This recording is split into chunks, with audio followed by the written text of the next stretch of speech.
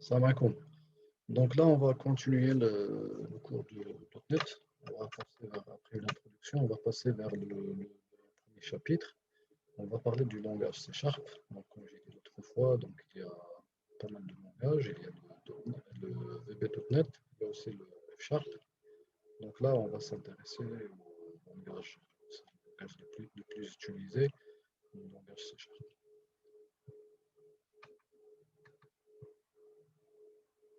Donc là, pour cette partie, on va commencer avec les instructions de base en C Sharp. Donc le C Sharp, il est prononcé C Sharp, c'est un langage qui est orienté objet à type H4 créé par Microsoft. Donc type H4 implique que chaque variable doit porter un type et qu'on ne peut pas changer de type directement. C'est-à-dire c'est pas comme le PHP où on peut initialiser une variable avec un entier, après changer vers une chaîne de caractères. Là, il faut passer par un changement de type, soit forcé, soit effectué par l'auteur, donc conversion implicite ou bien explicite. Il est très proche du Java, il reprend la syntaxe, et en fait les deux sont des extensions, ou bien ils ont repris pas mal de choses à partir de C++ et de C. Donc une des différences entre, c'est-à-dire différence majeure entre Java et le C Sharp, c'est que le Java permet de faire la surcharge des opérateurs qui est inspirée de C++. La surcharge des opérateurs, en fait, permet de surcharger, par exemple, les opérateurs arithmétiques comme l'addition, soustraction, multiplication et les opérateurs booléens de comparaison, double égal et non égal. Je vais donner un exemple pour comprendre l'utilité de la surcharge des opérateurs. Supposons qu'on a deux objets de type complexe. Donc, type complexe, on a deux attributs qui sont réels et imaginaires. Si on a deux objets de type complexe et on veut faire l'addition, c'est-à-dire Z1 plus Z2. Donc, automatiquement, on sait bien que c'est possible avec les règles mathématiques, c'est le réel plus le réel et l'imaginaire plus l'imaginaire.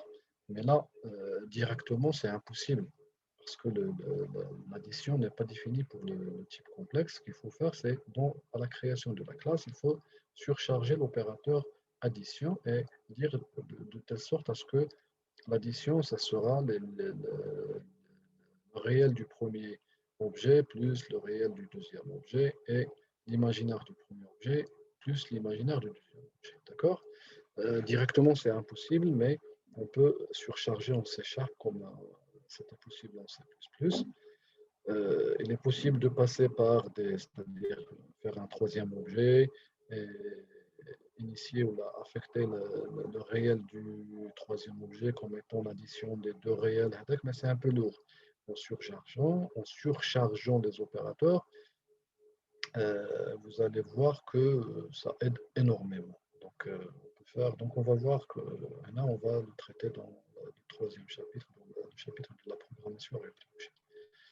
Donc, dans l'évolution du langage de programmation, C vers C++, vers le C Sharp, donc c'est ce qu'apporte C++, c'est la programmation orientée objet, utilisant donc les classes, passant par les structures, et de C++ vers le C Sharp.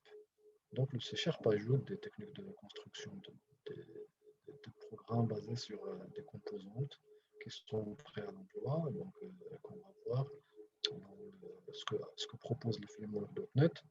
Et on va voir que le développement est plus facile avec le C Sharp que le C++, pour ceux qui ont déjà fait le C++. Là, on travaille avec des briques de logiciels qui sont réutilisés. Donc, en ce qui concerne le C Sharp, on doit toujours, c'est-à-dire plutôt, tout doit être inséré dans une classe, dans des classes. On ne peut pas trouver un code isolé en dehors d'une classe, c'est-à-dire une fonction, une déclaration, c'est impossible. D'accord? Les types doivent être conformes au CTC, comme on a vu dans l'introduction. Donc, le .NET elle est connu par son type universel de CTS. CTS, c'est pas CTC, CTS. Et automatiquement, chaque langage doit respecter cette norme de typage. On peut utiliser l'Unicode, c'est-à-dire que le langage utilise ASCII, l'ASCII étendu. Là, avec le C#, on peut utiliser le code pour c'est-à-dire l'arabe, l'hébreu, ainsi de suite. Et comme on a déjà dit que la mémoire elle est gérée d'une manière automatique par le framework, utilisant ce qu'on appelle le ramasse-miettes ou bien le garbage collector, qui vérifie et qui s'assure de la libération des mémoires qui ne sont pas utilisées. D'accord? En C++ ou bien en C, il faut pour chaque allocation de mémoire faire une délocation, c'est-à-dire libérer la mémoire. Sinon, la mémoire reste allouée jusqu'au prochain redémarrage de la machine. Là, c'est le ramasse-miettes, c'est un mécanisme qui permet de libérer au fur et à mesure de la non-utilisation des cases mémoire. On retrouve de moins en moins les pointeurs, donc c'est-à-dire les pointeurs sont délaissés, c'est-à-dire ne sont plus utilisés. On va voir que le problème de passage du tableau dans les méthodes ne sera plus le cas avec le C#. Et la simplification pour le balayage des tableaux et collection avec l'instruction for each, donc avec le C ou bien C++, il fallait faire une boucle for, identifier la longueur et passer par élément. Donc avec le for each, on précise dans quel, c'est-à-dire l'élément qu'on va balayer et l'élément qui va récupérer c'est-à-dire les instances une à une. Donc pour compiler un programme, on a deux façons de le faire. Soit généralement, le plus utilisable, c'est d'utiliser un environnement de développement, un IDE. Là, on va travailler avec Visual Studio .NET, ou bien utiliser, c'est-à-dire pour les fans de console, l'invite de commande, il est possible de compiler utilisant, c'est-à-dire écrire le code source dans un fichier texte et compiler avec la commande CSS. Mais en général, c'est très rarement qu'on l'utilise, sauf si on veut le faire d'une manière automatique. Donc, l'idée qu'on va utiliser, c'est le Visual Studio, Microsoft Visual Studio. Et on peut lancer donc, la ligne de commande utilisant donc, le Visual Studio commande prompt. Donc là, j'ai préparé une vidéo montrant donc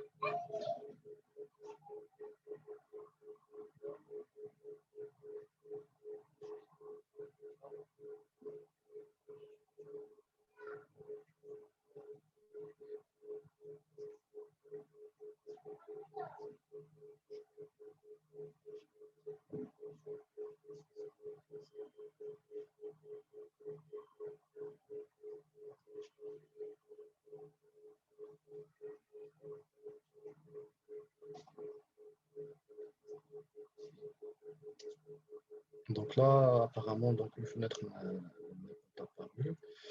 Je vais vous envoyer la vidéo pour voir les étapes pour le téléchargement et voir les composantes que propose le Visual Studio. Donc la fenêtre qui n'a pas été visible, contient en fait un ensemble des composantes à cocher pour télécharger et installer. Parmi les composantes, il y a le développement web, c'est-à-dire l'ASP.NET. Il y a le développement mobile avec Xamarin. Il y a le développement interface graphique, c'est-à-dire laquelle avec on va travailler. Donc il faut, chacun peut choisir ce qu'il veut, mais et par la suite, une fois on sélectionne ce qu'on veut, automatiquement, donc il y a l'interface nous propose deux façons de faire, soit on télécharge le tout et après on installe, ou bien il télécharge et chaque composante téléchargée va être installée. D'accord? Donc, comme j'ai dit, je vais vous envoyer la vidéo complète. Les IDE que propose Visual Studio permettent de créer plusieurs projets. On parle de modèles, d'accord? Donc, les plus utilisés, ce sont des formulaires, Windows Forms, avec les interfaces graphiques, les éléments, les composantes, les boutons, les zones de saisie, et ainsi de suite. Il y a les applications console avec l'invite de commande, l'écran noir, avec des exécutions séquentielles. Il y a les bibliothèques pour créer des DLL, on parle de class library.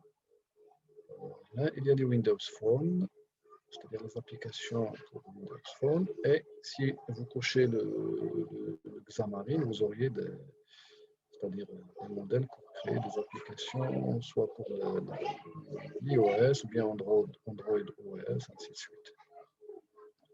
Donc, on va commencer avec des projets console, c'est-à-dire pour s'intéresser juste à la structure de .NET et pas, c'est-à-dire l'aspect visuel de l'IDE. Donc, ouvrez Microsoft, une fois installé, bien sûr, il faut installer l'IDE. Comme j'ai dit, vous pouvez installer n'importe quel IDE. Moi, je travaille avec 2013 et 2008. Et je vous ai montré comment installer le 2019. Mais c'est-à-dire que ce qui change, c'est le numéro du framework. .NET à utiliser. Donc, cliquez une fois que l'IDE est ouvert, cliquez le menu File ou bien Fichier, ça dépend du langage choisi. Moi, je travaille avec l'IDE version anglaise. Donc, File, New et Project. Donc là, on va créer un nouveau projet, d'accord, Microsoft Visual Studio. Et par la suite, il faut sélectionner le langage, c'est le Visual, c'est le C#, et choisir le modèle ou bien le template à utiliser. Comme j'ai dit, on va utiliser le console, c'est-à-dire une application console. D'accord? Je vais arrêter ce partage et vous montrer donc un exemple.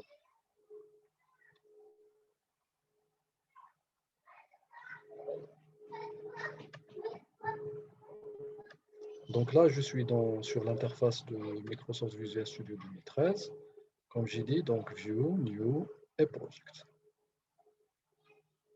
Donc là, je choisis Visual C#, Windows. Donc il y a le web si vous voulez développer avec le web. Donc là, il y a plusieurs modèles à utiliser. Donc Windows Forms Application pour les formulaires, les WPF, les Class Library, les Console Applications. Donc à gauche, on peut choisir les WCF, on peut choisir des Windows Phone, on peut faire c'est-à-dire des projets workflow. Donc on va créer notre console application console. Là, on peut choisir la version des frameworks à utiliser. Je le laisse par défaut la dernière version. Je choisis le nom de notre projet. Et là, il y a c'est-à-dire la location, c'est-à-dire là où mon projet sera créé, je peux le modifier. Et le nom de la solution parce que les projets Visual Studio sont catégorisés par solution. D'accord? Je vais laisser le tour. Et je clique OK. Donc la création va prendre quelques secondes et j'aurai mon interface. Ici à droite, c'est la solution avec mon projet. Ceci dit que je peux avoir plusieurs projets dans la même solution.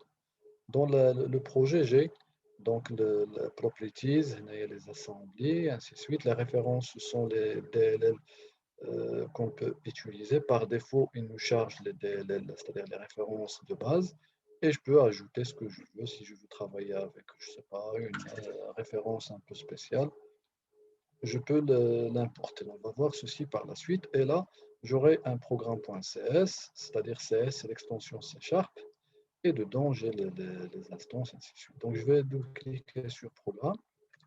Donc là, le fichier programme.cs qui est un fichier C#, et le suivant. Donc, en haut, il y a c'est-à-dire les namespaces appelés using system, using ainsi de suite, sont les namespaces qui font appel à des classes.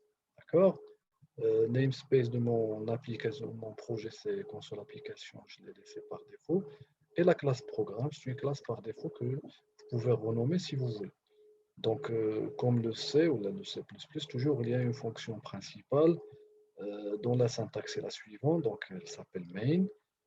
Dedans, donc, c'est une variable, bien un attribut de type tableau de chaîne de caractères, et elle est notée statique. On va voir c'est quoi par la suite statique. Et dedans, je peux écrire ce que je veux. D'accord? Donc, c'est mon premier projet. Donc, je vais arrêter le partage et passer vers la présentation pour continuer notre...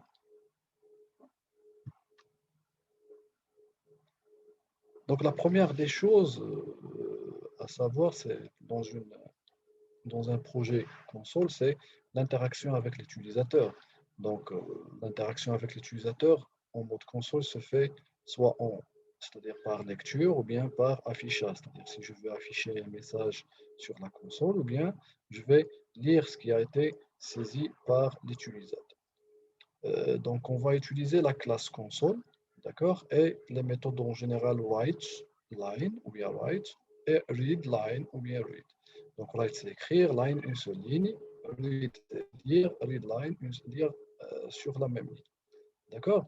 Donc, un exemple en bas, c'est que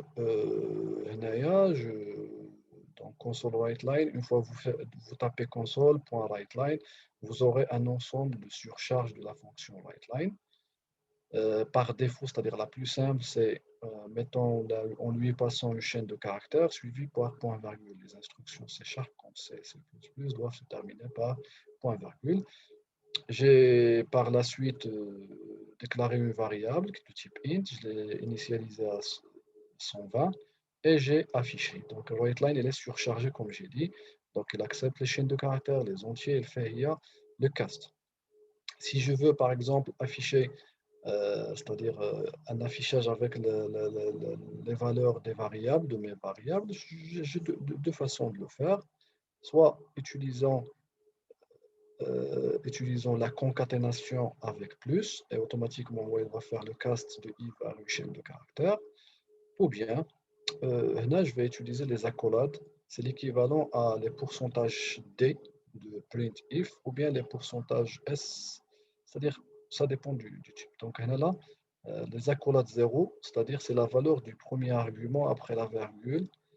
1, c'est la valeur du deuxième, ainsi de suite. Je peux permuter, mettre un à 1, un à 0, et sachant que les indices, ce sont, c'est-à-dire l'emplacement des variables en commençant par 0.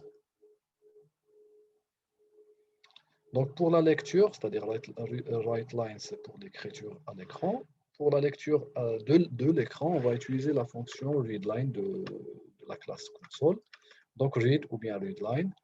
Donc la fonction readLine, on renvoie une chaîne de caractères. Donc on doit récupérer ce qui a été saisi par l'utilisateur dans une chaîne de caractères. Et si on attend un entier, il faut faire la conversion vers l'entier utilisant la méthode parse de la classe int32. D'accord? Si c'est double, on va utiliser double.parse, ainsi de suite. D'accord? Le problème avec parse, c'est que si l'utilisateur ne saisit rien étape entrée, la fonction parse d'une chaîne de caractères nulle ou bien vide va retourner une erreur et il est préférable d'utiliser le try parse comme ici en bas. Donc try parse ne retourne rien mais fait un passage par référence. Donc int32 try parse, entre parenthèses, c'est le S, c'est-à-dire ce qui a été saisi par l'utilisateur et récupéré par readline. Et out, on laisse le out parce que la signature elle est comme ça. Donc, la signature de try-parse, c'est une chaîne de caractères et out, une variable, c'est-à-dire qui va contenir la conversion de S vers le type souhaité. Et c'est int32. Donc, int out i, c'est la variable i qui est de type entier. Donc, pour les types en C#, on a deux types, c'est-à-dire les types intégrés ou bien les types simples dans l'environnement .NET, et il y a d'autres types qui sont créés par l'utilisateur, les énumérations, les structures, les classes et les interfaces. Donc, on peut aussi faire la différence entre type par valeur et type par référence, c'est-à-dire c'est la même chose que le C et C++. Par valeur, c'est-à-dire la variable va contenir la valeur, et par référence, la variable va contenir l'adresse mémoire de notre zone mémoire. Comme j'ai dit, C# est à typage fort, c'est-à-dire chaque variable obligatoirement doit avoir un type, et le changement de type entre c'est-à-dire les variables, ou bien variables et valeurs, doit respecter quelques règles, soit effectué par le compilateur conversion implicite, ou bien forcé par l'utilisateur conversion explicite, comme on a vu avec le parse et le try-parse. Donc voilà quelques types prédéfinis, donc avec les tailles et la description, leur description. Donc le choix de type, bien sûr, ça dépend de la taille des valeurs qu'on va traiter. Si vous trouvez, donc il y a les types usuels, comme j'ai dit, short, int, et si on trouve le U avant l'identifiant, c'est-à-dire le nom du type, ça veut dire que c'est un sign, c'est-à-dire un type qui est positif. D'accord? Un sign U short, c'est un sign short, U int, c'est un sign int, ainsi de suite. Donc, il y a les floats, les doubles, les décimales. Donc, comme le sait, le float, il faut utiliser le préfixe F. Donc, pour les caractères, donc char, et avec, c'est-à-dire le caractère à affecter à C doit être entre un simple guillemet et pas double guillemet. Double guillemet, c'est pour les chaînes de caractères. Il y a les caractères spéciaux avec les slash, et les chaînes de caractères entre double quotes. Et bien sûr, c'est-à-dire les chaînes de caractères, c'est un ensemble, c'est un tableau de caractères. Donc voilà les caractères spéciaux, simple guillemet, double, retour à la ligne, nouvelle ligne avec le N, retour à la ligne avec le R, tabulation horizontale avec le V, tabulation verticale avec le S, ainsi de suite.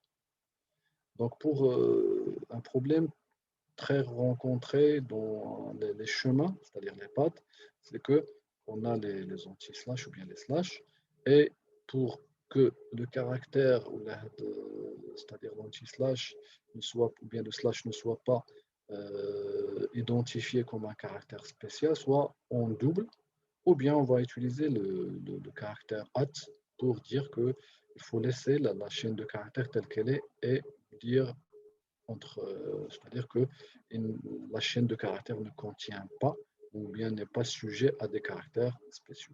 Voilà des exemples. Donc pour les conversions de type, les conversions de type, on en a besoin lors de notre programmation. Donc on a deux types, soit conversion implicite, effectuée par le compilateur, bien sûr si ça c'est possible, sinon une exception sera levée, et les conversions explicites, c'est-à-dire forcées par le développeur. Donc, un exemple, par exemple, j'ai déclaré un entier qui est égal à 10. Et si je déclare un float, réel variable flottante, et je lui affecte l'entier, ça va marcher sans problème. Par contre, le cas échéant, c'est le float flottant, j'ai initialisé 0.25, j'ai déclaré un entier, j'ai affecté directement flottant. C'est une erreur de compilation parce que le compilateur ne sait pas ce qu'il va faire. Et non, il faut faire une conversion explicite, c'est-à-dire forcée par l'utilisateur. Parce que de la conversion de Lula, on va perdre le 0, c'est-à-dire la virgule 25, on va la perdre. Le compilateur ne peut pas, c'est-à-dire ne doit pas faire d'erreur et va laisser la main à développeur pour le faire. Donc le cast, en général, on a deux façons de le faire, soit utilisant le type entre parenthèses, ou bien faire appel à des fonctions de conversion, c'est-à-dire il y a une classe qui s'appelle convert qui contient des méthodes pour faire la conversion vers un type bien donné. D'accord? Donc, le premier exemple, on a remarqué bien que une fois j'ai forcé vers le entier, le int, automatiquement j'ai perdu le point virgule 25 et j'aurai juste le 4. Il y a des fois où la conversion de cast utilisant entre parenthèses le type, ça donne de mauvais exemples et il faut faire appel à des, comme j'ai dit, des fonctions de conversion dédiées dans la classe convert. Donc, les variables, par définition, c'est un emplacement de stockage avec un type.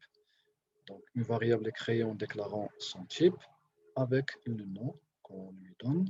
On peut initialiser une variable lors de sa déclaration ou bien la laisser, c'est-à-dire l'initialisation euh, après par une affectation, soit directement ou bien en la valeur utilisant d'autres opérations, une fonction ou bien une opération. D'accord? Ce qu'il faut noter, c'est qu'on le sait, c'est qu'on ne peut pas utiliser une variable qui n'est pas initialisée. Donc là, j'ai déclaré deux variables H1, H1 et H2, et H2 égale à H1 plus 25. Automatiquement, H1 n'est pas encore initialisé et c'est une erreur. Donc pour les constantes, ce sont des variables dont la valeur ne change pas, c'est l'objectif. Donc sont déclarées utilisant donc le mot-clé const et le type, c'est-à-dire entier, float, double, le nom de la variable et la valeur de la constante. Donc const float pi égale 3.1.14, le f c'est pour le float. Donc il y a des directives qu'on appelle des directives de préprocesseur et sont utilisées donc, pour plus ou moins guider la compilation. C'est-à-dire la directive elle est utilisée par le compilateur. C'est-à-dire, dans l'exemple, donc dièse define, c'est l'équivalent à dièse include dans le C++. Ce sont des directives, donc include, dièse include, ce sont des directives de préprocesseur, c'est-à-dire on dit au compilateur, avant de commencer la compilation, il faut charger les informations à partir d'un en-tête, d'un header, et c'est plus ou moins c'est la même chose. Donc là, dans l'exemple, j'ai défini une variable de préprocesseur qui s'appelle test. Automatiquement, c'est défini. Donc, une fois j'ai le dièse if test, c'est tout. Entre if test et c'est-à-dire le cas à la fin de end, de if, automatiquement, c'est le code qui sera compilé. Et le else, le code ne sera pas compilé. C'est-à-dire si j'écris n'importe quoi, c'est-à-dire des instructions qui ne respectent pas la syntaxe C# entre le else et end if, je n'aurai pas des erreurs de compilation qui seront levées parce que les parties ne sera pas prise par le compilateur. Et vous allez voir que la partie sera, c'est-à-dire sera notée comme grisée. Donc les constantes entières, donc soit en base 10, c'est le cas par défaut. Pour le cas hexadécimal, il faut procéder bien utiliser le préfixe 0x, 0x minuscule ou bien majuscule. Donc pour les tableaux monodimensionnels à une dimension, on les déclare comme le C, donc int entre crochets la variable, et pour l'initialisation, ou bien pour lui réserver de l'espace, on fait égal à new, int entre crochets la taille. D'accord? On peut le faire sur une ligne, comme on peut le faire séparé sur différentes lignes. Et on peut, à la déclaration, faire l'initialisation, comme ici, j'ai déclaré un tableau, et je l'ai initialisé à 10 et 20, automatiquement la taille sera 2. Si par exemple, je le déclare, je fixe la taille 10 et je n'initialise que 2 éléments, les éléments restants seront la valeur par défaut du type. Dans notre cas, c'est 0. C'est le même cas que C et C++. Sauf qu'avec C, on n'utilise pas le même. Donc, pour les floats, toujours ne pas oublier le préfixe. Pour les doubles, la même chose. Et pour les chaînes de caractères, donc pour l'initialisation, déclaration et initialisation. Donc là, on nota bene, c'est-à-dire qu'on n'a pas besoin de supprimer ou bien de libérer la case mémoire réservée par les tableaux, le garbage collector, sans charge. Donc pour l'accès, automatiquement c'est entre crochets, et sachant qu'on commence par 0 et pas le 1, vers la dernière valeur, c'est la longueur du tableau point moins 1, moins 1. Donc, quelques propriétés et méthodes d'un tableau, parce que tableau, c'est une classe et une variable tableau, c'est une instance. D'accord? C'est un objet. Et il contient des propriétés et des méthodes. Donc, le tab, c'est-à-dire l'int, ça retourne la taille. Et cette value on peut, c'est-à-dire modifier, c'est-à-dire cette value de 1, 2, c'est l'équivalent de tab 2 égale à 1, c'est-à-dire on va remplacer le troisième élément par la valeur 1. Donc il y a plusieurs méthodes et plusieurs propriétés à utiliser. Donc on peut déclarer un tableau d'objet utilisant le type object, d'accord, c'est-à-dire objet, le contenu ou bien les éléments du tableau seront de type objet. Ça peut être un entier, ça peut être un caractère, ça peut être une chaîne de caractères, ça peut être un autre objet. Et pour récupérer le type de chaque objet, on va utiliser le getType et name. Donc pour la copie de tableau, comme vous le savez, tableau c'est plus ou moins la variable tableau, c'est une variable qui va pointer sur la première case mémoire dans c'est-à-dire case mémoire dans la RAM. C'est comme le tableau en C++, et automatiquement, si on fait une copie, comme ici, t égale à tab, on a copié les références, c'est-à-dire que t et tab pointent sur la même référence. D'accord? Et le problème avec la même référence, c'est que le problème avec Naya, donc ici, quand on écrit ceci, ça veut dire que tab était point sur la même référence. Et si on modifie un élément, automatiquement, il va affecter l'autre. D'accord? Donc là, j'ai instance initialisé le tab avec 0,20, 10, 20 plutôt. J'ai affecté à t un nouveau tableau, le tab. C'est comme si je tab bt pointe sur la même référence. J'ai modifié le premier élément de tab à -5 et je vais afficher les éléments de t. C'est l'instruction à utiliser pour l'affichage avec le for each. Donc t, donc int a int t, donc le type de int doit coïncider avec les éléments de t, et automatiquement chaque passage va récupérer chaque élément à fur et à mesure, et vous allez voir que le t est -5, alors que automatiquement là, en fait, l'instruction, ça doit être du 10, alors que c'est le problème des tableaux, d'accord? C'est très connu. Donc, pour éviter le problème, on doit faire appel à, c'est-à-dire des méthodes de copie, élément par élément. Maintenant, je vais déclarer un tableau, mon tableau, je vais déclarer un nouveau tableau qui aura la même longueur et je vais faire appel à la fonction copy2, en lui passant le tableau qui va contenir les éléments de table, et je commence par le premier 0, c'est-à-dire je commence par le premier élément. Si je modifie table de 0, je vais le modifier à -5. Donc dans l'autre exemple, quand on a fait t égale à table, automatiquement la modification des éléments de table va affecter les éléments de t. Là, c'est le contraire. C'est pas le contraire, c'est pas le cas. Tab et t ne pointent pas sur la même case mémoire. D'accord? On peut faire appel avec la fonction clone.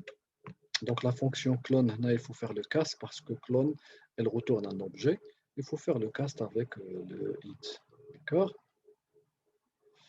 Donc on peut déclarer des tableaux à plusieurs variables, comme le cas ici. Donc ce sont les éléments entre crochets, donc à deux dimensions. La première dimension de taille 2, la deuxième dimension de taille 3, et on peut l'initialiser. On peut faire à 3 dimensions ce qu'on veut, 4 et ce qu'on veut.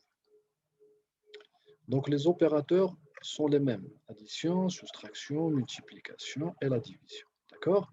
Et on a ce qu'on appelle la post-incrémentation et pré-incrémentation. Donc là, ici, j'ai déclaré deux entiers. Le i, je l'ai initialisé à 3 et j, je l'ai initialisé, je ne l'ai pas initialisé encore. j'ai fait une affectation de J qui va recevoir I++. Donc, quand le plus, l'incrémentation, elle est à droite, on parle de post-incrémentation. D'accord? C'est-à-dire qu'on va affecter à J la valeur de I et après, on va faire l'incrémentation. Ce sont deux opérations distinctes. Donc, le J va recevoir 3 et le I, c'est I plus 1, c'est le 4. La pré-incrémentation, le plus, il est à gauche de Hada. Automatiquement, donc, on va affecter premièrement, c'est-à-dire on va faire le plus de K et après, Andero, l'affectation. Donc, après l'instruction, K et P auront la même valeur. Donc, les opérateurs plus égal, moins égal, c'est pour alléger l'écriture. Donc, I plus égal à K, et c'est-à-dire équivalent à dire que I égale à I plus K. Donc, pour les opérateurs logiques de condition, sont les mêmes de C++, double égal, non égal, inférieur, inférieur ou égal, supérieur, supérieur ou égal. Donc, pour les instructions if, sont les mêmes. Donc, if est une instruction booléenne.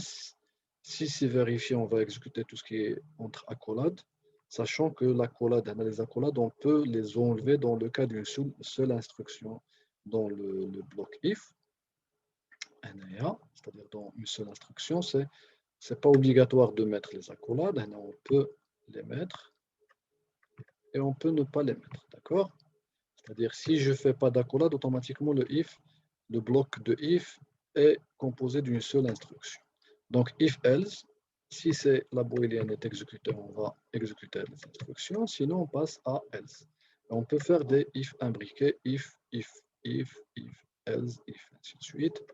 Donc il y a le point d'interrogation, c'est une écriture légère de if, c'est-à-dire n égale à condition, point d'interrogation, val 1, 2 points, val 2, et l'équivalent à, c'est-à-dire si la condition est une condition booléenne, si c'est vérifié, automatiquement le n va recevoir val 1. Si ce n'est pas vérifié, c'est-à-dire la condition est false, n va recevoir val 2. C'est l'équivalent à dire if condition n égale à val 1, else n égale à val 2. D'accord? Les opérateurs logiques, c'est le et le ou, comme le C, C++. Donc voilà on va commencer par un premier exercice, c'est d'écrire un programme C# qui demande à l'utilisateur de saisir un nombre et d'afficher sa valeur absolue. Donc premièrement avec l'instruction if-else, et après on va modifier parce que là on va demander à l'utilisateur de saisir une valeur, on va récupérer la valeur saisie. Si c'est supérieur, on va l'afficher telle qu'elle est. Si c'est inférieur, on va la multiplier par moins 1, tout simplement. Donc, c'est-à-dire une seule condition de test, if, et on aura le cas échéant. D'accord? Donc, la solution est la suivante. Je vais essayer je vais arrêter le partage et passer vers le cas direct, c'est-à-dire je vais partager le Visual Studio.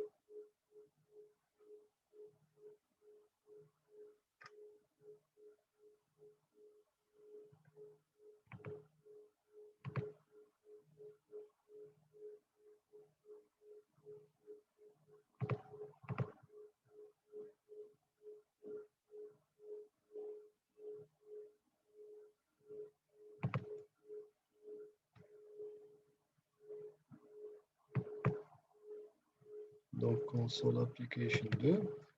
Donc, c'est le projet que j'ai créé tout à l'heure. Donc, là, on va déclarer nos valeurs. Donc, float A égale à 0 par exemple. Là, je ne vais pas l'initialiser. Je vais demander donc, à l'utilisateur de saisir une valeur, mais il faut vraiment que mon code soit compréhensible, c'est-à-dire je dois lui afficher une information du texte write line. D'accord? Et je vais lui demander de... Donc, elle a remarqué quand j'ai tapé le parenthèse ouvrante, j'ai énayé les surcharges. Donc, premièrement, writeLine sans argument.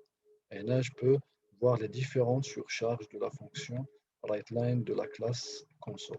D'accord? Là, c'est surchargé. Donc, on va voir, si vous ne savez pas encore c'est quoi la surcharge, on va la voir par la suite dans l'APO. Donc là, je vais écrire un message sympa, entrer une valeur. D'accord, point virgule, c'est toujours. Et je dois récupérer ce qui a été saisi dans la console. Donc, quand j'ai dit que donc, on va faire appel à la méthode console.readline, readline, remarquez que la signature est la suivante, c'est que readline n'admet pas d'argument, mais elle retourne une chaîne de caractères, c'est-à-dire que je dois récupérer ce qui a été saisi dans une chaîne de caractères. Je déclare S, une chaîne de caractères, et comme j'ai dit, il faut faire le cast. Le cast entre, c'est-à-dire j'attends une valeur réelle, float, automatiquement je dois faire le cast de chaîne de caractères vers le float. Donc, float.try parse. Donc, j'ai dit qu'on peut le faire avec deux façons, soit parse, soit try parse. Le problème avec parse, c'est que là, on va tester avec parse. Donc, point parse. Le problème avec parse, c'est que si l'utilisateur tape, c'est-à-dire tape directement entrée, c'est-à-dire le S sera une chaîne vide, automatiquement le parse va retourner une erreur. On va voir là-dessus par la suite, d'accord? Donc j'ai récupéré le A, là il faut tester. Donc if A est supérieur à 0 ou égal, automatiquement je vais afficher la valeur absolue, donc WriteLine, console plutôt,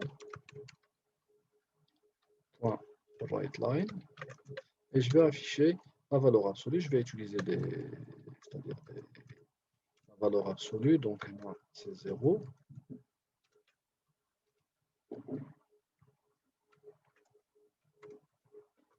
Égale la valeur absolue de, c'est de A, donc égale, en fait, ça sera, il y a un deuxième élément après la virgule, et je vais faire virgule, d'accord? Le 0, c'est-à-dire l'accolade 0 sera remplacée par le A, c'est-à-dire la valeur absolue de A, et la deuxième, c'est-à-dire le deuxième, le 1 entre accolades sera remplacé par la valeur du deuxième argument, c'est A, c'est toujours le A. D'accord, là je peux faire 0 et utiliser une seule variable. Parce que là, si A est positif, je ne vais rien faire. D'accord? Else, c'est-à-dire dans le cas échéant, console.WriteLine. Et je vais faire la même chose, je vais copier ici. Donc la valeur absolue de A sera, cette fois, c'est moins A. Donc là, il faut faire appel à deuxième, moins 1 multiplié par A, tout simplement. D'accord? Et point virgule pour arrêter. Donc là, j'ai écrit mon premier programme. D'accord? Je suis dans mon projet, les références, ainsi de suite. Comment le compiler? Donc il faut compiler, exécuter. Donc ici, remarquez bien qu'il y a, là, je vais ouvrir ce combo, cette liste de choix. On a deux types, plus la configuration. Donc on a debug et release. Donc debug, c'est le mode debug, en fait, c'est un mot technique qui est utilisé en informatique lors du développement. C'est pour debug, pour identifier ou bien enlever les bugs. Les bugs, au moins les pannes. D'accord? Si vous voulez, vous pouvez chercher sur Internet sur l'origine. Donc ça vient du premier ordinateur. Ils ont trouvé un bug, c'est-à-dire d'accord, un petit papillon là, qui a causé l'arrêt du système. Et donc là, en supprimant, là, en enlevant de l'insecte, on a pu résoudre le problème. On a fait le debug. D'accord, c'est le terme réservé. Et release, c'est le cas où je veux déployer ou bien déployer mon application pour l'utilisation finale. Donc debug, identifier en mode développement, identifier les problèmes pour les résoudre. Et release, c'est la version finale. D'accord? Donc vous pouvez choisir, là je choisis toujours le release. Le debug, vous allez voir que les erreurs avec debug ne sont pas les erreurs avec release. Debug, c'est très détaillé avec les adresses mémoire, ainsi de suite. Et ce n'est pas le cas de release. D'accord? On va tester.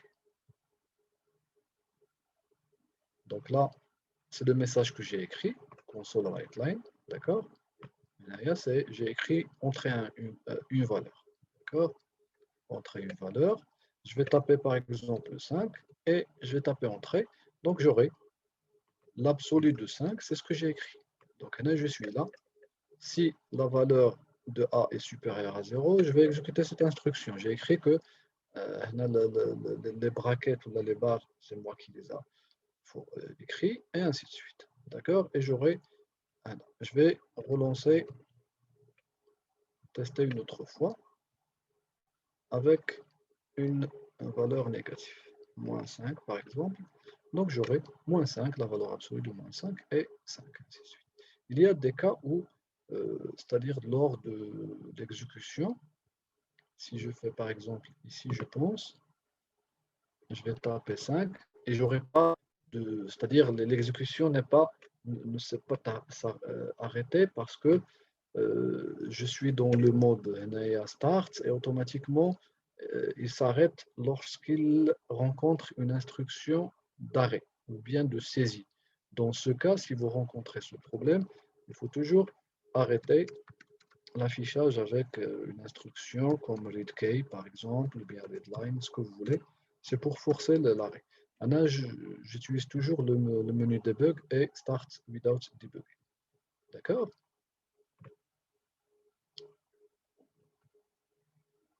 Maintenant, readkey, donc ça s'arrête.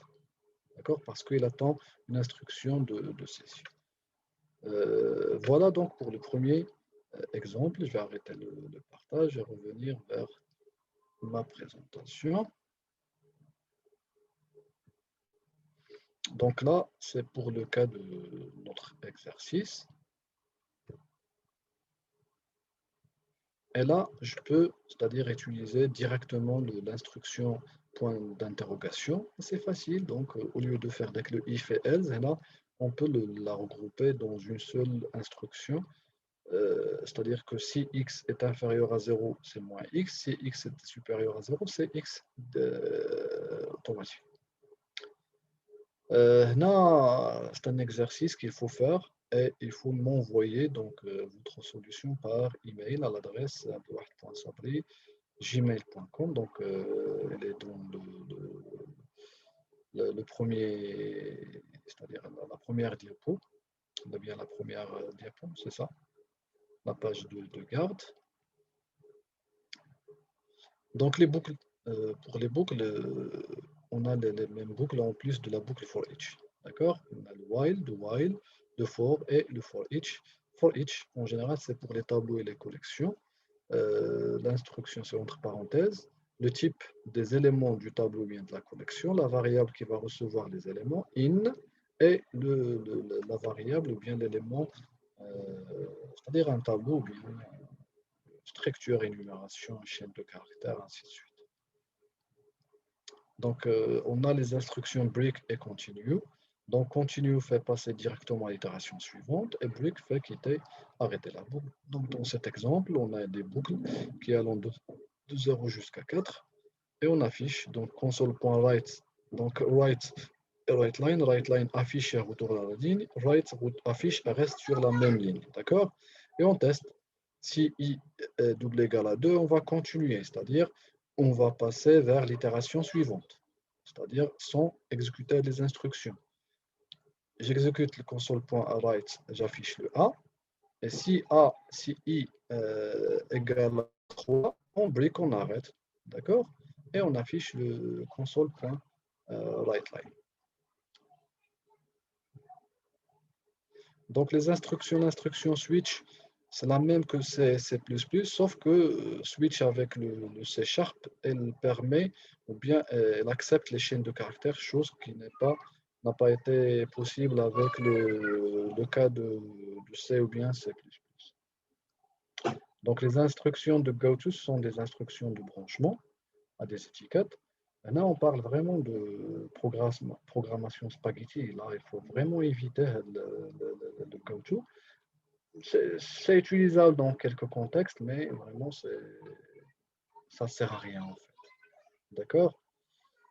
Donc là, je vais m'arrêter ici et on va voir les fonctions par la suite. À la prochaine.